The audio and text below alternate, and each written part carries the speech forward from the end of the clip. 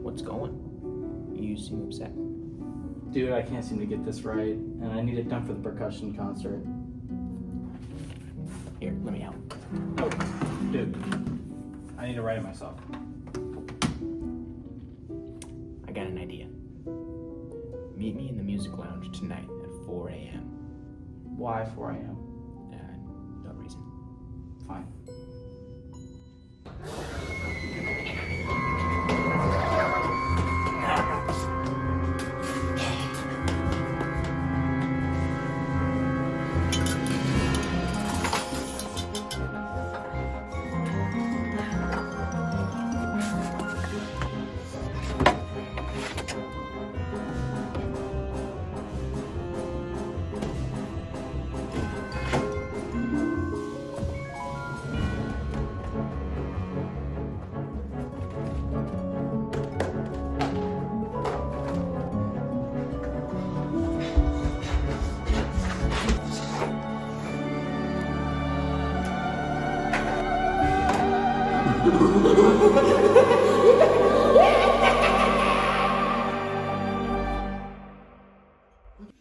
Whoa, dude, what is going on here?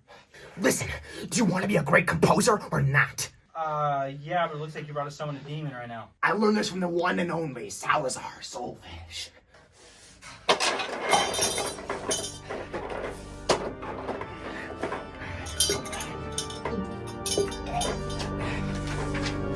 Do-da-de-ta, do-da-de-ta, do-da-de-da-da-ta, do-da-de-da-ta. Wait!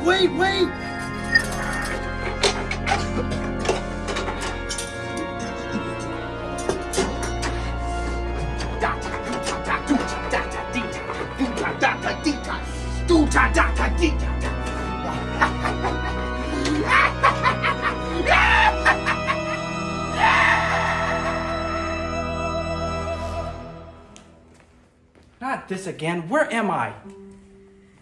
We are in Turkey, What year is it? sometime in the 14th century. Let me guess. Your name is John Snare. What? No, my name's Henry. What kind of name is that? Oh, I am so sorry. I had this experience. It's okay. I It happens I more than I care to admit. Okay. Anyway, we are in the 14th century, where the snare drum... Are you seriously reading from a script right now? Listen, this happens a lot. I like to get it right. Humor me. Okay, fine. At this time, the snare drum was just being conceived. The tabor, the first iteration of the snare drum, is a small drum with a single snare stretched across the bottom. This was used in military and folk music. Soldiers played it to keep marching rhythm, and its sharp, cutting sound made it ideal for communication on the battlefield. See, that wasn't that bad. You should be an actor. Oh, thank you. Follow me. Everybody, how are kids? No, I don't have any kids. No kids. Oh, not that great, not so great. I have something spectacular to show you. Show me. I want to see it. Yeah. You know drum, right? Ooh, I like that. I put this thing on top here. Yeah. Oh, you put snares on it. What? The snares, the things on top. That's not what I call them, but sure. What do they do? They give drum nice pop. It also makes project more. The rest is kind of standard. For the head, I use animal skin, and for tension, I use rope, as usual. Hold up, I'll be right back.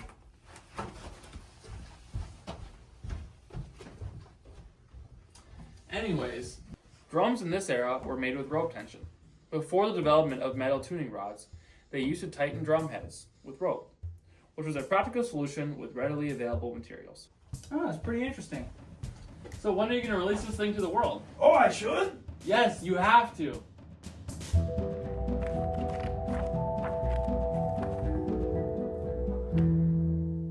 Henry, I have more invention to show you. Come.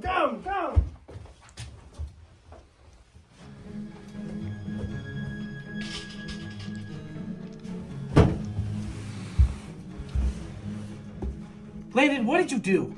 I I think I spoke the wrong words, and I definitely used a G minor 9 instead of a flat 6. What the heck, dude? Listen, I'm working on getting you back. How does your phone even work right now? I don't know. I think the scriptwriter just wanted a way to combine the A and B plot. Oh, that's a good idea. I gotta get these ingredients. Just hang in there. All right, sounds good. I'll see you in a bit. What are you doing? I got lost exploring. Under the table?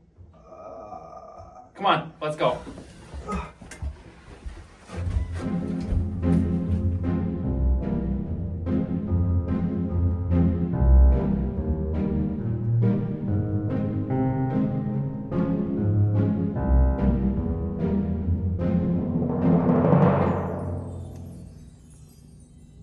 So when was the drum actually invented?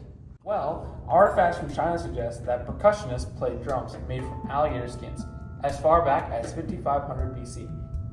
And iconography from ancient Mesopotamian, Egyptian, Greek, and Roman cultures show the use of drums in religious ceremonies and cultural gatherings. Evidence suggests that both hand drums and drums played with beaters evolved simultaneously. I see. That's pretty interesting. Yeah, and as you could have guessed, we just saw the snares being invented. How are you like a time traveler or like my guide to the drum or what? What's the deal? You're trying to make a percussion piece, right? Yeah. How do you know? I think we're here. Where are we? Well, the budget for this movie is pretty low, so we don't have anywhere to be. But in the 1500s, modern snare drums basically became a thing. Look at all these bells and whistles. Over time, they went from rope tension to screw tension, and this all happened just in the 17th century. That's cool and all, but where's the bathroom? Just go in the corner over there. You'll be fine.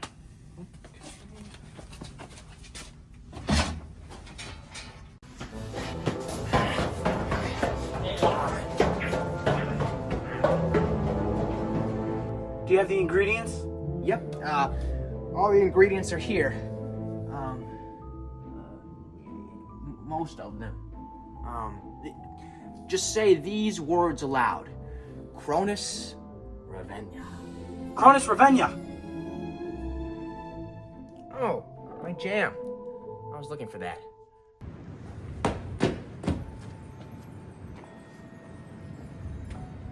Who are you? I am Dr. Tempo, master in time. You seem troubled, young musician. I need to write a percussion piece, but I can't think of any ideas. Then let's experience it. Follow me.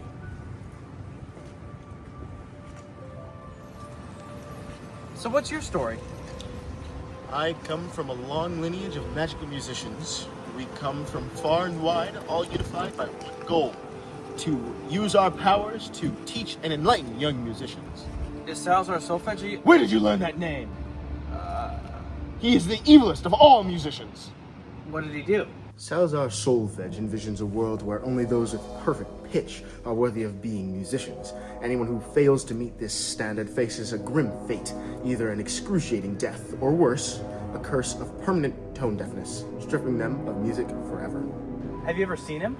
Only once. I barely managed to escape by the skin of my teeth. It was a formidable battle. So he's still out there. Some say that he died, but with everywhere that he could be, it's hard to say. Steer clear of him, son. He's a great threat. Now, where were we? We are here. So where are we now? I suppose I should have told you that when we first got here. We're in 15th century West Africa, where the ancestors of the marimba were first being built.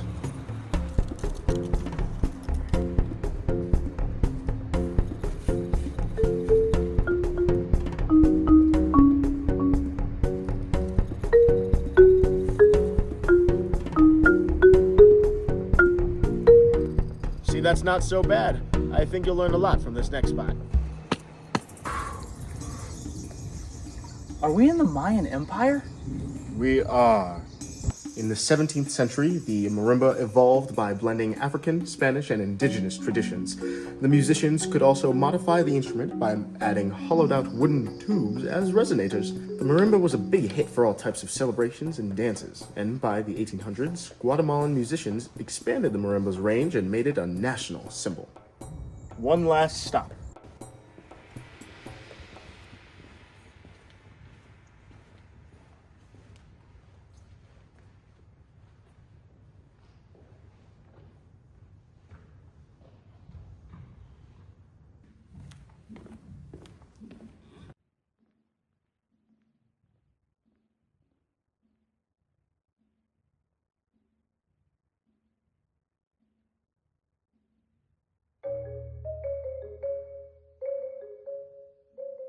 Who's that? Why, that's Claire or Mama Sarah. Hey, I know that name. He helped make the marimba popular in classical music. Exactly. His work led to the marimba becoming a respected solo and orchestral instrument.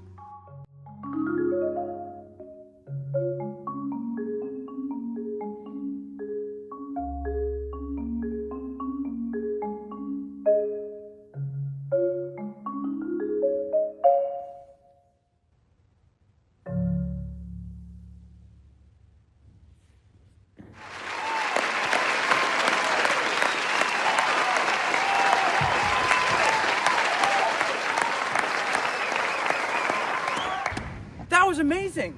I know the history of the marimba now. Music is best learned through experience, my young friend. Now go, write your piece.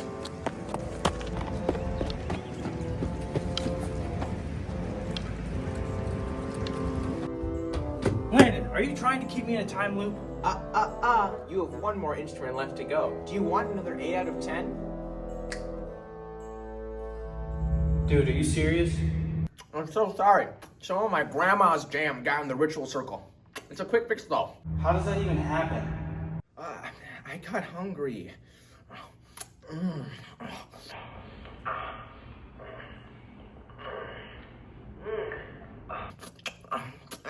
Where am I now? I'm not exactly sure. I think the jam made you go somewhere else. Okay, well, I don't know what to do here. Just go do some exploring. You know what I always say.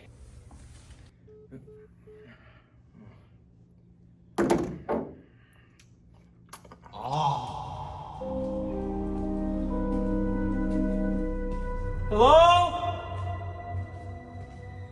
Is there anyone here?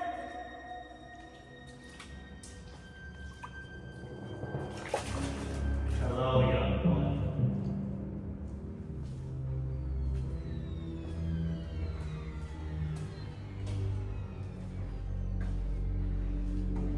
Who are you? That does not matter now. We must hurry. The Rat King might find us. Come.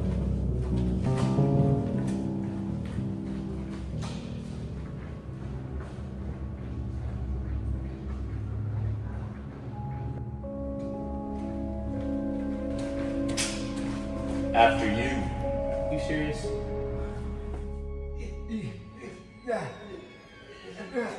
Ow, my foot! Move it! Yeah. There's a spider on me!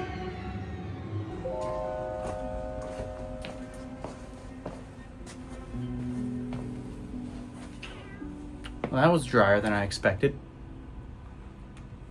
What year is it? Not far from your own. There's nothing to worry about. Why are we still in KFA then? We believe we have tracked Salazar to this exact time and location.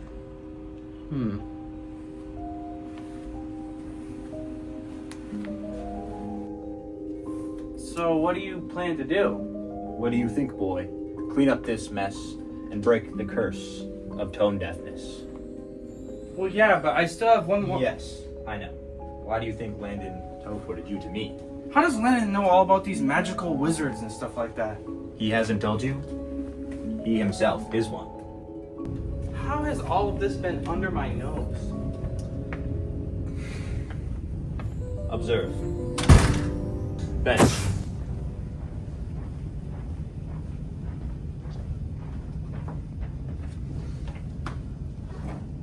Ever since the chamber was opened, magical musicians have been able to travel through time. You should be grateful. Well, who opened the chamber? Well, believe it or not, it was Salazar himself.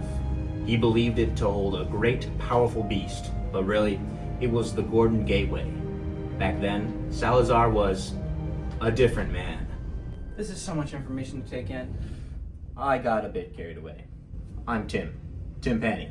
No. No, that's my actual name. Oh, I'm so sorry. Let's continue. Are we not teleporting? Listen, I'd take you to all the places and let you meet the guy who did it all. But the fate of all musicians is in our hands right now. So let me info dump just this once. Completely fair. The earliest ancestors of the timpani were small, portable kettle drums, often made from clay or metal with animal skin stretched over top. Oh yeah, those do look like little timpanis. Indeed, they were found in Mesopotamian, Egyptian, and Indian cultures, mostly used for religious ceremonies, military signaling, and entertainment. That seems about right. In the 9th and 10th centuries, kettle drums spread across the Islamic world and into Europe, often played in pairs and struck with wooden sticks. They were also implemented in military bands. This sounds like any other drum. When do we get to the pitched aspect? It was in the early 17th century. Claudio Monteverdi was one of the first composers to use the timpani in an orchestral setting, including them in his opera, Orfeo. Timpani were still primarily used for ceremonial and military music, often tuned in 1 or 2 pitches, usually tonic and dominant. They also began to have tuning screws, allowing for better pitch control. I see. It took a bit for composers to really take advantage of the timpani's strengths. Yes, it did. But later in the Baroque period, almost every composer started having more musical and integral parts rather than just rhythmic accompaniment. That's good to hear. Okay, I'm sure the audience is quite bored. We aren't finished yet, but let's take a quick intermission. Let's see what Landon's up to.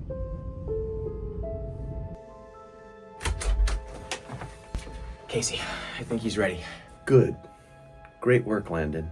Do you think he's the chosen one? He is shaping up to be, but we need to wait to be sure. What does the prophecy say?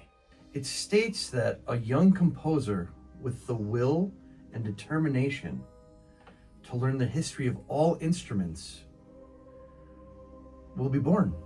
This person is said to slay Salazar's solfege and become the greatest composer of all time. Should I be scared about the best composer part? Nah, you should be fine. That last part's kind of lost in translation. Okay, good. Well, I've got to get back to doing what oracles do, so. All right, see you later.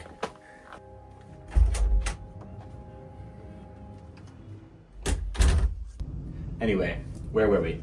That was like a 3-second intermission. It'll be longer in post. What does that even mean?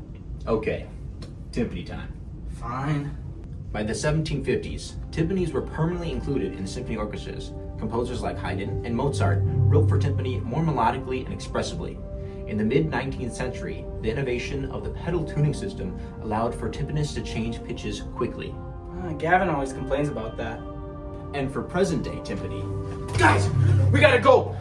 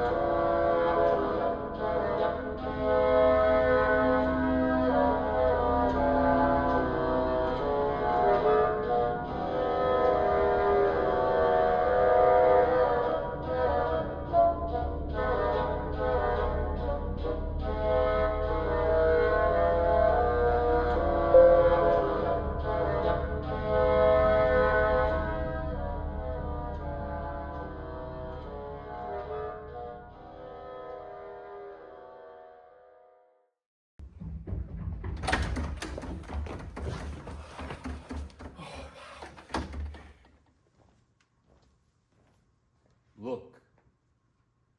Go get some ideas.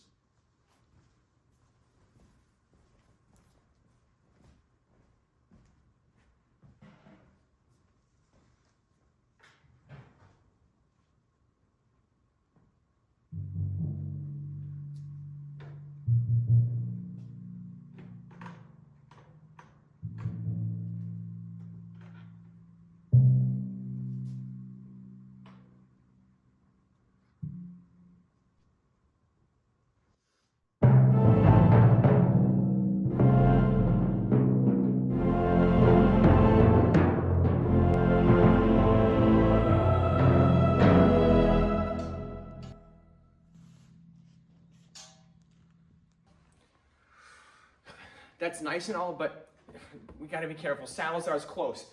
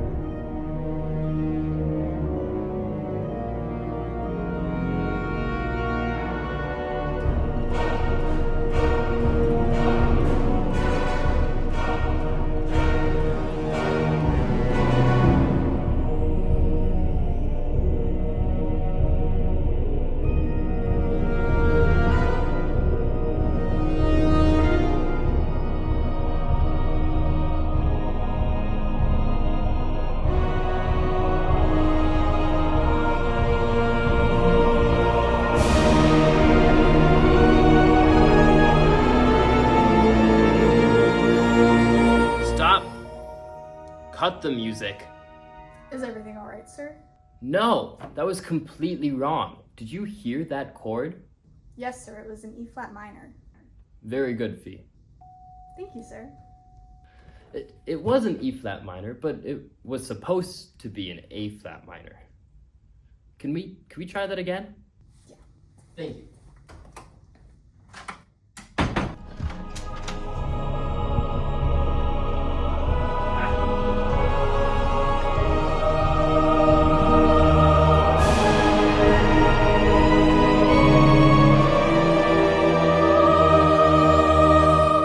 Much better.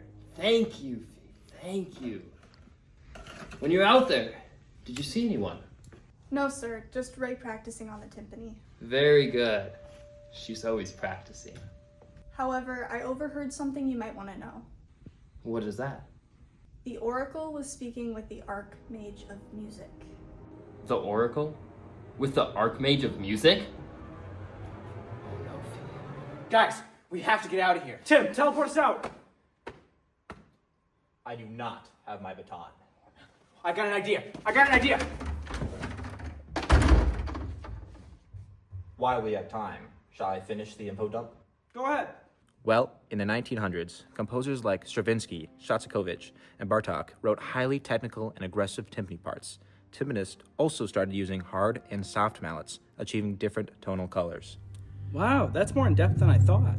These days, solo timpani pieces and percussion concertos are prevalent from composers like Philip Glass and James Macmillan, just to name a couple. That's pretty cool. Okay, let's get back to playing. Ray, it's good to see you. We heard you practicing earlier. I didn't practice today. Someone's in the band room then. Fee, Ray, I need to take care of something. Tim! How did I know that it was you playing your own drum? I knew you couldn't resist it. It was not me, it was him. It was you. So you must be the chosen one. Well, we'll see about that. Sayonara! Tim! Look what you've done. Ha! The sounds of imperfection. You, my boy, you've traveled through time, collecting fragments of history. And for what? You're a scavenger, collecting meat off the bones to a feast that you weren't even invited to. You don't understand music. You merely observe it. Music is not meant for the untrained ear. It is not meant for the fumbled hands. Music is meant for a focused, divine group. And who picks that group? I do. Perfect pitch.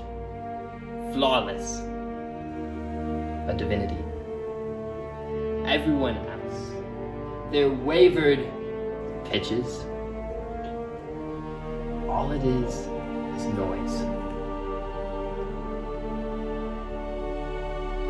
But you, with all of this, You still come here to challenge me? And for what?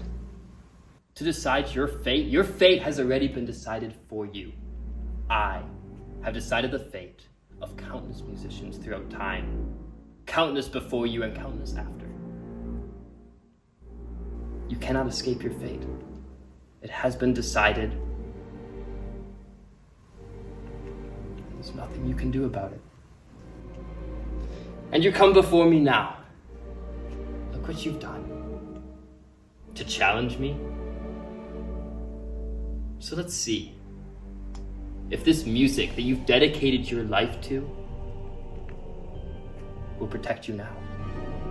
Wyatt, take these! You. What do I say? Cananaxia! Cananaxia! Ha! Bringing a sword to a wizard fight?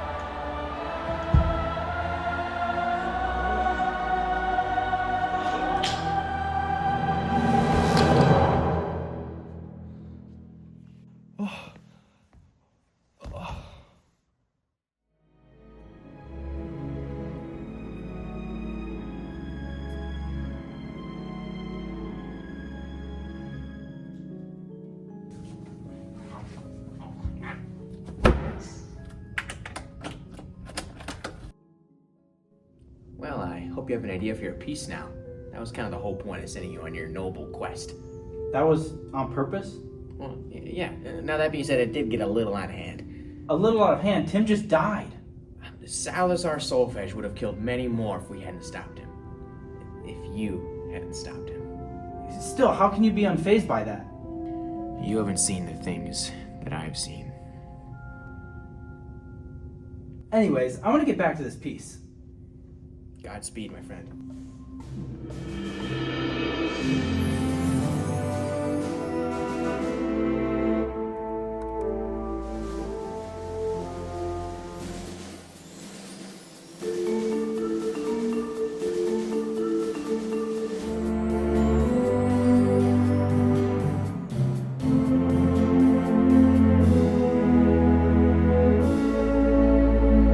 I'm done. Well, that was quick. Yeah, music is best learned through experience. I suppose I did a lot of learning today. I'll let Patty be the judge of that.